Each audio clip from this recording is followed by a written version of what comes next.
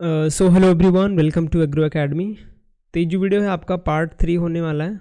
ठीक है, agriculture engineering जो हमने सब्जेक्ट स्टार्ट किया है उसमें हम तीसरा वीडियो कर रहे हैं। इससे पहले हमने 2 वीडियो बना दिए, आपका IBPS AFO और नाबार्ड से एग्ज़ाम में यहाँ से क्वेश्चन बनते हैं। तो ये तीसरा वीडियो है जिसमें हम बात करेंगे कुछ जो टिलेज इम्प्लीमेंट है, इंपॉर्टेंट प्राइमरी टिलेज इम्प्लीमेंट उनके बारे में। ठीक है, और कुछ टिलेज के टाइप्स जो भी हैं उनके बारे में बात करेंगे। दूसरा वीडियो देखना चाहते हैं और फर्स्ट पार्ट देखना चाहते हैं, फर्स्ट एंड सेकंड पार्ट, तो डिस्क्रिप्शन में आपको लिंक मिल जाएगा, उन दोनों वीडियो को जाके देखिए। जिसमें हमने बात कर लिया ऑलरेडी कुछ इंपॉर्टेंट टर्म जो थे, प्लॉइंग क्या होता है, प्लॉइंग के मेथड कौन कौन से होते हैं, और मैंने स्टार्टिंग में आपको टिलेज का डिफिनेशन और टिलेज के टाइप बता दिए। ठीक है, ब्लाइंड टिलेजों के बारे में डिस्कस कर लिया था और क्या क्या बेनिफिट्स होते हैं। तो ये वीडियो हम इम्प्लीमेंट पर डायरेक्ट जाएंगे, क्योंकि टिलेज पढ़ लिया तो अब हमको पता है कि भाई अब टिलेज करने के लिए इम्प्लीमेंट चाहिए अच्छे अच्छे। अब जो प्राइमरी और सेकेंडरी टिलेज के इम्प्लीमेंट होते हैं उनके बारे में देखने वाले हैं। ठीक है, तो क्वेश्चन यहाँ से बनते हैं, तो इम्पॉर्टेंट वीडियो होने वाला है। तो आप सबसे रिक्वेस्ट है कि वीडियो को आखिर तक जरूर देखिए। तो स्टार्ट करेंगे। सबसे पहले हमने वहाँ पे सिर्फ ब्लाइंड टिलेज के बारे में डिस्कस किया था। आज कुछ हम आपको टाइप्स के बारे में बताते हैं, और भी जो टाइप्स हैं टिलेज के उनके बारे में। तो पहला क्या है, tillage minimum tillage. Minimum tillage क्या होता है? तो टिलेज हमने आपको बताया था, प्राइमरी टिलेज जो इस्तेमाल करते हैं वो सीड बेड प्रिपरेशन के लिए। हमको यहाँ पे 2 टिलेज के बारे में बताया था हमने। टिलेज के 2 मेथड है, बिफोर कल्टीवेशन और आफ्टर कल्टीवेशन। ये बिफोर कल्टीवेशन में सारी चीज़ें आती हैं। मिनिमम टिलेज में आपका है minimum soil manipulation necessary to meet the tillage requirement for the crop protection. इसमें बहुत ज़्यादा, इसमें ये जो भारी भरकम जो प्लाऊ वगैरह होते हैं वो इस्तेमाल नहीं करते। मतलब कि मिनिमम सॉइल मैनिपुलेशन, जितना कम से कम हो सके सॉइल को मैनिपुलेट करना है, थोड़ा बहुत छिड़खानी करनी है, निराई उड़ाई आप जानते होंगे। तो उसी टाइप का टिलेज जो होता है मिनिमम टिलेज में आता है। Strip tillage, it is a tillage system in which only isolated bands of soil, जो इक्का दुक्का बड़े बड़े ढेले बच गए हैं उनको टिल्ड करना। ठीक है, उनको ब्रेक डाउन करना। जो आपके स्ट्रिप में नालियाँ बनी होती हैं, क्यारियाँ बनी होती हैं, क्यारियों में जो भी आपके आइसोलेटेड बैंड्स होते हैं सॉइल को, उन्हीं को ब्रेक डाउन करना ही आपका स्ट्रिप टिलेज कहलाता है। सिंपल है, समझ गए। Minimum tillage, strip tillage. Rotatory tillage, cut, break and mix. यही रोटेटरी एक्शन में चलता है। सॉइल को कट करो, ब्रेक करो और मिक्स करो। ठीक है, रोटेटरी टिलेज। उसके बाद है मल्च टिलेज। मल्च टिलेज में क्या है आपका, it is the preparation of soil in such way that plant residue और अदर मल्चिंग मटेरियल, जो प्लांट के रेसिड्यू बचे होते हैं, घास फूस आप हो गए, और जो कि और भी मल्चिंग मटेरियल हैं, are specially left on the near of the surface. तो इस तरीके से टिलेज की प्रैक्टिस की जाएगी, जो कि प्लांट के रेसिड्यू होते हैं, अदर जो मल्चिंग मटेरियल होते हैं वो सरफेस पे आ जाएं। तो यही पर्पज़ होता है आपका मल्च टिलेज का। और कंबाइंड टिलेज क्या होता है?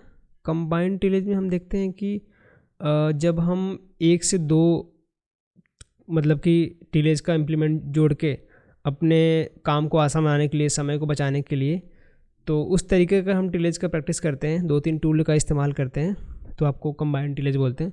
एक तरीके से कंबाइंड के रूप में 1-2 इम्प्लीमेंट को, टूल्स को कंबाइन करके टिलेज करना, उसको बोलते हैं कंबाइंड टिलेज। बस सिंपल डिफिनीसन है, एक बार आप देखिए आपको समझ में आ जाएगा। अगर क्वेश्चन पूछे तो आप एक बार ध्यान में रख सकते हैं।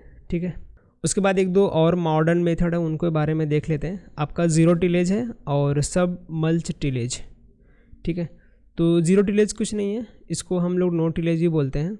अगर डिफिनीसन बना तो एक बार ज़रूर से ध्यान में रखिए कि the zero tillage also known as no tillage. Zero tillage is extreme form of minimum tillage.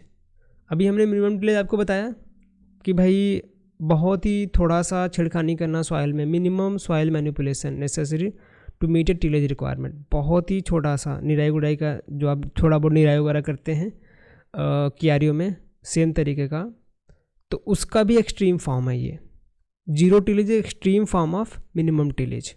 ठीक है, प्राइमरी टिलेज तो इसमें यूज ही नहीं करेंगे, बिल्कुल नहीं करेंगे।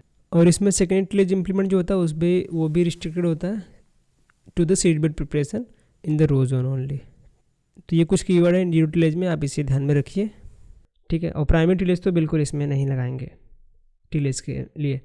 अब दूसरा जो है आपका stubble mulch tillage. Stubble mulch मतलब कि जो आपके इसका इस्तेमाल करते हैं हार्वेस्टिंग के बाद। ठीक है। जब हार्वेस्टिंग हो जाती है प्लांट वगैरह की, तो उसमें जो प्लांट रेसिड्यू वगैरह बचते हैं उसको उखाड़ के, जड़ सहित उखाड़ के पलट देना, खेत में वैसे ही छोड़ देना ताकि वो नष्ट हो जाए या फिर खाद बन जाए। तो इसके लिए हम लोग जो सॉइल होता है उसको 12 से 15 सेंटीमीटर डेप्थ के रूप में उसको ऑपरेशन करते हैं टिलेज के रूप में, ठीक है, आफ्टर हार्वेस्टिंग। अच्छी खासी डेप्थ इसीलिए चाहिए ताकि जो जड़ें होती हैं उसको अच्छे से प्रॉपरली उखाड़ के हम लोग ऊपर ले आ पाएँ, ठीक है। आपने स्टबल बर्निंग के बारे में सुना होगा कि जो प्लांट मतलब हार्वेस्टिंग के बाद हरियाणा पंजाब में फार्मर्स स्टबल को जला देते हैं, ठीक है। तो उसके लिए काफ़ी ऐसी बहुत भारी भरकम इम्प्लीमेंट बनी नहीं है अभी भी, और जो भी फार्मर इम्प्लीमेंट लगा के उसको स्टबल मल्च टिलेज करवाएगा तो उसमें बहुत ज़्यादा खर्चा आएगा, क्योंकि बड़े बड़े फार्म्स होते हैं, उतने डीजल लगेंगे ट्रैक्टर में जो भी इम्प्लीमेंट लगाएंगे, इसीलिए वो नॉर्मल समझते हैं भाई जला दो। लेकिन उसमें काफ़ी ज़्यादा प्रॉब्लम होती है। दिल्ली वगैरह शहर में पोल्यूशन वहाँ बहुत ज़्यादा बढ़ जाता है, ठीक है, धुआं की वजह से। जो इसमें डिस्क टाइप का जो इम्प्लीमेंट होता है उसी का इस्तेमाल करते हैं ताकि अच्छे तरीके से उसको उखाड़ के पलट सकें, ठीक है। स्टबल मल्च टिलेज आप समझ गए, जो हार्वेस्टिंग के बाद जो स्टबल बच जाते हैं उन्हीं को अच्छी तरीके से उलटना पलटना, मिट्टी में मिलाना, ठीक है, वही आपका स्टबल मल्च टिलेज। तो इतना समझ गए आप। कुछ मॉडर्न मेथड थे, हमने आपको बता दिया, एक बार देखिएगा आप समझ जाएंगे। अब आगे बढ़ते हैं, मेन जो पार्ट है आपका इम्प्लीमेंट वाला। तो हमने स्टार्ट किया, तो सबसे पहले प्राइमरी टिलेज इम्प्लीमेंट के बारे में बात करेंगे, ठीक है। तो प्राइमरी टिलेज इम्प्लीमेंट में सबसे पहला कौन सा है? इंडिजिनस प्लाउ, बोलते हैं देसी है भैया। जो हमारे देश में पहले जो किसान हैं वो बैलों में जोड़कर हल से खेती करते, तो वही वाला है। जो लोग गांव में रहते हैं उन्होंने देखा होगा। तो अगर हम इम्प्लीमेंट के बारे में बात करते हैं, जो आपका टिलेज इम्प्लीमेंट है, मे बी ट्रैक्टर ड्रोन, ये ट्रैक्टर ड्रोन भी हो सकता है और एनिमल ड्रोन भी हो सकता है। अब एनिमल ड्रोन बहुत ही कम हो गया है, लेकिन इंडिजिनस प्लाउ है तो पहले वहीं से शुरुआत हुई, तो नाम लेना ज़रूरी है। Animal drone implements mostly includes indigenous plough and mould plough, MB plough आपका। और ट्रैक्टर ड्रोन इम्प्लीमेंट में कौन कौन से आते हैं? मोल्ड प्लाउ, डिस्क प्लाउ, सब soil, chisel plough and other similar implement, जिनके बारे में हम बात करेंगे, ठीक है। तो इंडिजिनस प्लाउ जो है वो ट्रैक्टर ड्रोन भी है आपका, और क्या है? एनिमल ड्रोन, ठीक है। तो इसके एडवांस लेवल ट्रैक्टर के लिए इस्तेमाल करेंगे, लकड़ी वाला नहीं करेंगे। तो इंडिजिनस प्लाउ के बारे में बात करें तो नॉर्मल आप याद रखना कि भाई प्राइमरी टिलेज इम्प्लीमेंट में आता है। अगर और भी कुछ चीज़ें याद रखनी है तो थोड़ा सा स्ट्रक्चर में इसको देखिए ध्यान से, और कुछ जो इम्पॉर्टेंट टर्म्स हैं, मतलब टर्म्स का जो इसके नाम हैं उनके बारे में ध्यान में रखिए। तो ये पार्ट जो है इम्पॉर्टेंट वाला पार्ट, इसी सब को जुड़ा हुआ है। बॉडी आप देख रहे हैं इसकी, इसी बॉडी पे आपका शू भी जुड़ा है, शेयर भी जुड़ा है, हैंडल भी जुड़ा है, आपका पोल और बीम भी जुड़ा है, ठीक है।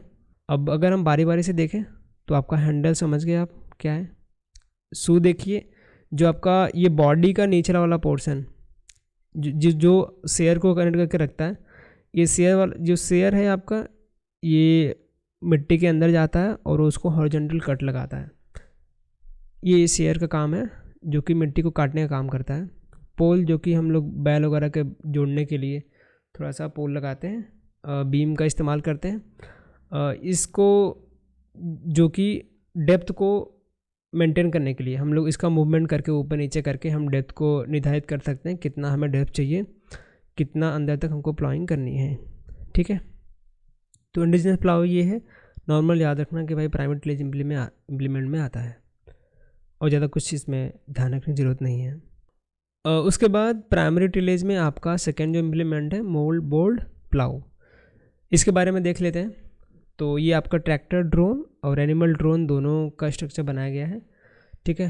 तो ये है आपका एनिमल ड्रोन, यहाँ पे सिंगल शेयर है और ये आसानी से एनिमल के साथ जोड़ के बैलों में जुताई कर सकते हैं। तो सबसे पहले याद रखना कि भाई ये प्राइमरी टिलेज में आता है मोल्ड प्लाउ। तो ये वाला पार्ट, एक सेकेंड, तो MB प्लाउ का ये वाला पोर्शन सिर्फ इम्पॉर्टेंट रहता है। इसी के बारे में अगर कुछ पूछेंगे तो इसी का जो अलग अलग पार्ट के नाम है उनके बारे में क्वेश्चन बन सकता है। तो एक तो मोल्ड बोर्ड, ये इसका याद रखना नाम, मोल्ड बोर्ड क्या होता है। तो ये वाला जो स्ट्रक्चर आप देख रहे हैं ये 2D है इमेज, सिंगल इमेज दिखा रहा है इसलिए आपको समझ नहीं आ रहा होगा। एक बार विजुलाइज करिए, अगर आपने मोल्ड बोल्ड नहीं देखा तो एक बार जाके देखिए। तो इसका जो ये इधर वाला पार्ट दिख रहा है ये साइड व्यू है, तो इसका एक सेम ऐसा बना होता है दूसरे साइड, ठीक है। ऊपर से तो नुकीला जाता ही है, ऊपर जाके ये दोनों साइड फैल जाता है, ठीक है। एक साइड तो इधर तो आता ही है, दूसरे साइड भी बना रहता है इस तरीके से, ठीक है। 2 तितलियों के पंख नहीं होते उसी तरह का सेकंड साइड भी रहता है, ताकि जो मिट्टी यहाँ से कट के जाए, यहाँ से मिट्टी कटे तो उस तरफ भी गिर जाए और इस तरफ भी गिर जाए, ऐसा कुछ। एक सेकंड, इसको ख़राब कर दिया मैंने। थोड़ा सा आइडिया लगा होगा आपका, थोड़ा सा विजुलाइज करिए, आप समझ जाएंगे कि कैसा मोल्ड बोल्ड का ये शेयर काम करता है, ठीक है। तो इसमें अलग अलग जो पार्ट है, सबसे पहले जो मोल्ड बोर्ड से जुड़ा होता है नीचे वाला हिस्सा शेयर, आप देखिए नीचे वाला ये वाला हिस्सा, ये शेयर नुकीला हिस्सा, इसी को हमने आगे ऊपर बात किया था शेयर क्या होता है, अभी आगे है डिफिनीशन इसका बात करेंगे। तो नीचे वाला पार्ट आप देख रहे हैं ये जुड़ा हुआ है मोल्ड बोर्ड से, ये आपका शेयर है। और शेयर में भी अलग अलग जो पार्ट होते हैं उनके भी नाम हैं। उसके साथ साथ आप फ्रॉग के बारे में आप याद रखिए कि ये जो फ्रॉग होता है 2 पार्ट को एक साथ ज्वाइंट करने के लिए काम में आता है। अगर मान लो हमको शेयर और मोल्ड बोर्ड को एक साथ जोड़ना होगा तो फ्रॉग का इस्तेमाल करेंगे, या फिर किसी, ये अलग अलग प्रकार के होते हैं, अलग अलग डिज़ाइन के बने होते हैं। जैसे इसमें आपको ज़्यादा समझ आएगा। एक सेकेंड, फ्रॉग कहाँ पे गया, एक इमेज था मेरे पास, हाँ ये वाला, यहाँ पे देखिए, ठीक है। ये फ्रॉग है और ये फ्रॉग को एक तो मजबूती देने के लिए काम करते हैं और उसके साथ किसी दूसरे पार्ट को अटैच करने के लिए फ्रॉग का इस्तेमाल करते हैं, ठीक है। अब लैंड साइड क्या है, लैंड साइड इस इमेज में आपको क्लियर हो रहा होगा, ये है आपका लैंड साइड। यहाँ पे देख रहे हैं ये लैंड साइड जो है, जो शेयर होता है आपका, शेयर के को बैकअप तो प्रोवाइड कराता ही कराता है, उसके साथ साथ जो स्लाइस कट के आती है, मिट्टी की स्लाइस होती है, उसको बैलेंस करने के लिए, मतलब कि मिट्टी से जो क्लियरेंस है वो बराबर रखें। जो हमारी ज़मीन है जहाँ से प्लॉइंग हो रही है, मिट्टी कट रही है आगे से, और ये जो लैंडस्लाइड होता है, लैंड साइड, ये मेंटेन करके रखे, ऊपर नीचे होने ना दे। एक तो सपोर्ट प्रदान करता है, एक तरीके से सपोर्ट है इसके लिए, शेयर के लिए। तो ये है आपका लैंड साइड। तो ये सारे पार्ट के नाम आपको क्लियर हो गए। तो हमने शेयर आपको बता दिया, फ्रॉग, लैंड साइड और मोल्ड बोर्ड। तो यही 2-3 पार्ट है इंपॉर्टेंट है मोल्ड बोर्ड में, और इसी को जोड़कर एक बढ़िया सा स्ट्रक्चर बनाया जाता है जिससे हम लोग प्लॉइंग करते हैं। कंपोनेंट के नाम देख लो आप। शेयर क्या है, it is the sharp, well polished and pointed component. इसमें जो आगे वाला पोर्शन होता है, ये वाला शेयर पॉइंट बोलते हैं इसको, ठीक है, जो कि मिट्टी में अंदर जाता है। It is that part of the ploughing bottom, bottom part होता है प्लाव का, which penetrate into soil and make a horizontal cut, जो मिट्टी के अंदर जाता है और हॉरिजॉन्टल कट लगाता है below the surface. Mould board क्या हमने बताया, the mould board is the part of the plough which receive the furrow slice.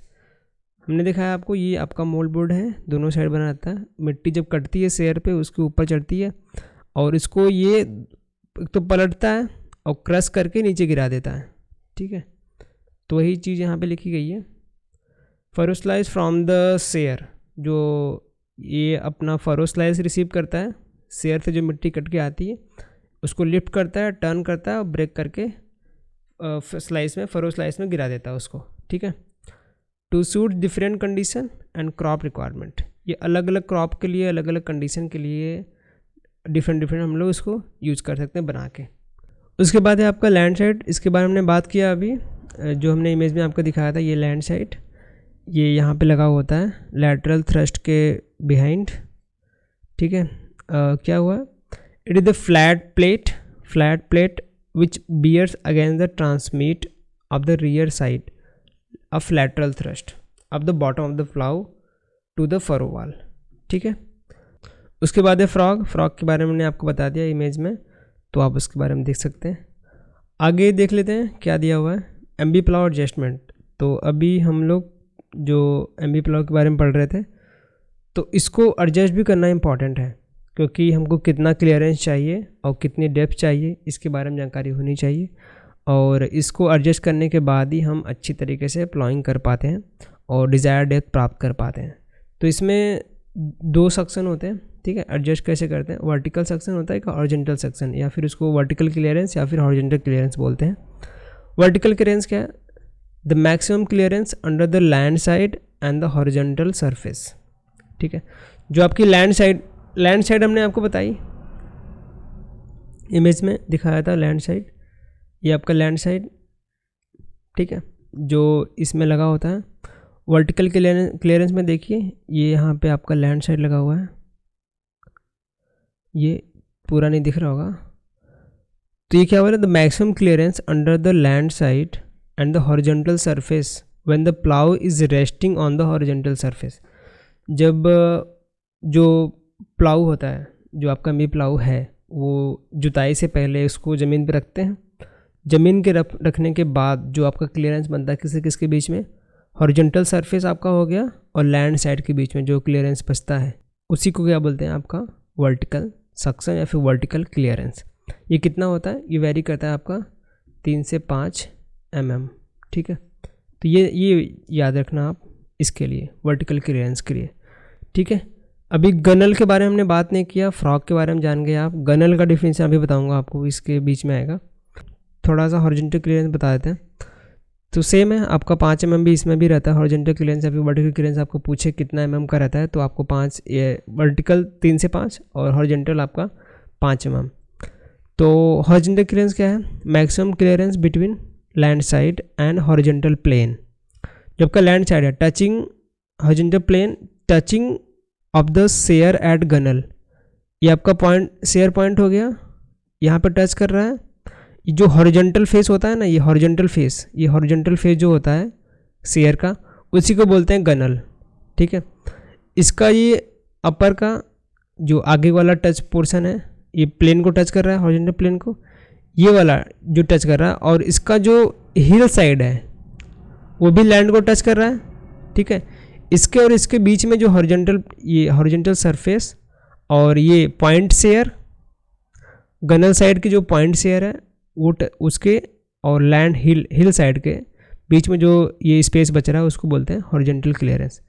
तो ये थोड़ा सा 3D में जाके देखेंगे एक्चुअल में, फील्ड में जब कहाँ वहीं पे एमबी प्लाउ वगैरह खड़ा रहेगा तभी समझ में आता है, उतने अच्छे से क्लियर नहीं होगा आप इस इमेज में। इतना समझ लो कि maximum clearance between land side, जो लैंड साइड इसमें दिख नहीं रही है उससे बिल्कुल समझ नहीं आएगा कि लैंड साइड कहाँ पे है। Horizontal plane touching point of the share at gunnel side.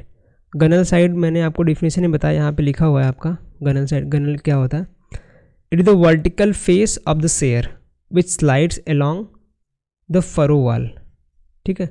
जो फरो वाल्स होते हैं उन्हीं के अलोंग्स में ये स्लाइड्स करता है। ये मैंने आपको दिखाया इमेज में, ये आपका आगे वाला पोर्शन रहता है शेयर के आगे वाला, वर्टिकल फेस रहता है ना, जो फरो के साथ साथ कट करते हुए चलता है, वही चीज़ है। तो उसका जो टचिंग पॉइंट है, ठीक है, share at gunnel side and heel of the land side, ये हील आपका लैंड साइड के, इसके बीच में जो आपका क्लियरेंस हो रहा है, जो स्पेस बच रही है, उसको आप बोलते हैं हॉरिजॉन्टल सक्शन या फिर हॉरिजॉन्टल क्लियरेंस। तो आई होप थोड़ा सा आपको क्लियर हो गया होगा क्या है हॉरिजॉन्टल सेक्शन और वर्टिकल सेक्शन। तो ये डाटा याद रखिए, 5 mm ये होता है, 3 से 5 mm ये होता है, ठीक है। तो एडजस्टमेंट समझ में आ गया, आगे बढ़ते हैं। अगला है तीसरे नंबर पे आपका डिस्क प्लाउ। डिस्क प्लाउ भी आपका प्राइमरी टिलेज में आता है, ये अभी भी प्राइमरी टिलेज ही बात कर रहे हैं इस वीडियो में। तो डिस्क प्लाउ में याद रखना कि प्राइमरी टिलेज में आता है, ज़्यादा कुछ इसमें झंझट करने की ज़रूरत नहीं है। कुछ टर्म्स हैं, कुछ पार्ट के नाम है, जैसे आपको एडजस्टमेंट लीवर रहता है, यहाँ पे स्टैंडर्ड है, आपका मेन फ्रेम है और क्रैंकशाफ्ट है, स्क्रैपर है, डिस्क आपको पता होगा, डिस्क प्लाउ बिना डिस्क बनेगा नहीं, फरो व्हील ये हो गया। उसके बाद इसमें क्या इंपॉर्टेंट है, डिस्क एंगल और टिल्ट एंगल, ठीक है, उसके बारे में इंपॉर्टेंट, इसके बारे में क्वेश्चन ऑलरेडी पूछे गए हैं कि भाई डिस्क एंगल कितना होता है, टिल्ट एंगल कितना होता है। तो डिस्क प्लाउ का इमेज आपने देख लिया, थोड़ा बहुत कंपोनेंट के नाम, ज़्यादा टेंशन लेने की जरूरत, याद करना नहीं है, बिल्कुल मत करो, कोई टेंशन नहीं है। डिस्क एंगल याद रखना और टिल्ट एंगल याद रखना, ठीक है। अब ये कैसे फ्रेम होगा, मान लो ट्रैक्टर, ये हॉरिजॉन्टल ग्राउंड है आपका, ठीक है, हॉरिजॉन्टल ग्राउंड से देखेंगे। अगर टिल्ट एंगल बनाना होगा तो ये हॉरिजॉन्टल ग्राउंड हो गया, ये परपेंडिकुलर हो गया यहाँ पे, वर्टिकली हो गया चीज़ें। तो वर्टिकल लाइन से डिस्क का कटिंग एज जितना एंगल बनाएगा, ये आपका एंगल जो है वो आपका टिल्ट एंगल कहलाता है। टिल्ट एंगल ये आपका हो गया, वर्टिकल से कितना एंगल बना रहा है वही आपका टिल्ट एंगल है, जो कि कितना होता है 15 से 25 डिग्री। ठीक है, टिल्ट एंगल कितना होता है आपका 15 से 25 डिग्री। उसके साथ अगर आपको डिस्क एंगल समझना हो क्या होता है, it the angle at which the plane of the cutting edge of the disc is incline to the direction of travel. ठीक है, जो कटिंग एज होता है डिस्क का, ट्रैक्टर जिस डायरेक्शन में जा रही है और उसका जो कटिंग एज होता है उसके दोनों के बीच में जो एंगल बनता है उसको बोलते हैं आपका disc angle. Better angle good ploughing के लिए, अगर अच्छी खासी प्लाइंग डेप्थ चाहिए, अच्छी खासी डेप्थ चाहिए, तो आप आराम से इसको 42 से 45 से रख सकते हैं। ठीक है, ये काफ़ी बेस्ट माना जाता है, ये रहता है, ये ऑफिशियल है भाई। डिस्क का एंगल बनाना है अच्छी प्लाउ के लिए, गुड प्लाउ के लिए, तो आपका एंगल कितना होना चाहिए 45 से 42, और टिल्ट एंगल कितना होना चाहिए 15 से 25। ये दोनों बातें क्लियर। एमबी प्लाउ में क्या होता है, प्राइमरी टिलेज है भाई, डिस्क एंगल ये होता है और टिल्ट एंगल ये होता है। उसके बाद में आपका प्राइमरी टिलेज में चौथा नंबर ये शायद रोटेटरी टिलर, जो आप रोटावेटर के नाम से जानते होंगे। ठीक है, तो ये काफ़ी अच्छा इन्वेंशन है, और रोटेटरी टिलर जो सॉइल के पार्टिकल है उनको अच्छे से पल्वराइज कर देता है भाई। जितने बड़े बड़े क्लॉट्स होते हैं उनको अच्छे तरीके से ब्रेक करके मिट्टी मिला देता है, और जो आपके पोटैटो वगैरह प्लांट करते हैं तो इससे आराम से प्लॉइंग करवाइए, पोटैटो वगैरह बहुत अच्छे होते हैं। ठीक है, तो ये ट्रैक्टर माउंटेड इम्प्लीमेंट है which provides a fine degree of pulverisation enabling the necessary rapid and intimate mixing of the soil.